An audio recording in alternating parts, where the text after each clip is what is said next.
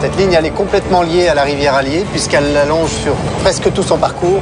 Donc c'est vraiment un couple, la rivière et la voie ferrée.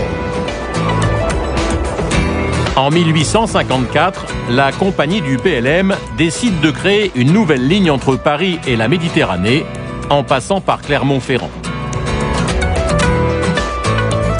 Les ingénieurs choisissent le tracé le plus direct, celui qui longe les gorges de l'Allier.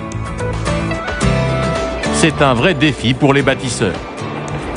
Les ingénieurs du PLM, ils ont choisi un itinéraire de vallée pour être à l'abri des congères, être à l'abri de la neige. Donc quand ils ont choisi cet itinéraire de vallée, il a fallu passer dans la vallée. Et donc passer dans une vallée qui est tortueuse, qui est sinueuse, qui est encaissée, mais il faut faire beaucoup de tunnels, il faut faire beaucoup de viaducs. Au total, 51 tunnels et 16 viaducs sont construits pour franchir les gorges.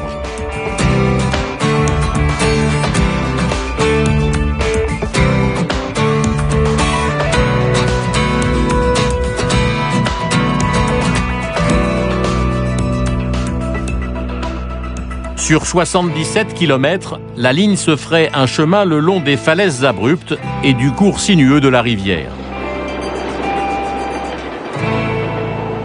Pour construire la ligne, il a fallu d'abord employer beaucoup d'hommes parce que rien n'était mécanisé.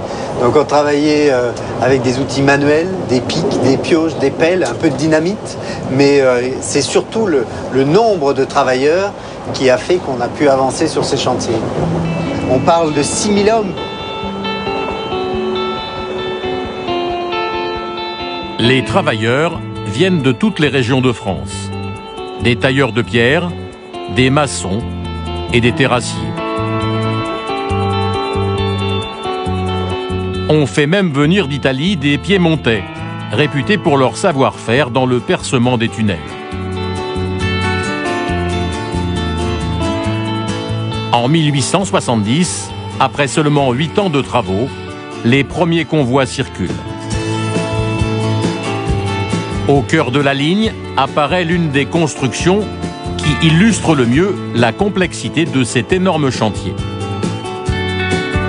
Dans ce site de Condres, on a tous les éléments réunis de la difficulté de la ligne des Cévennes.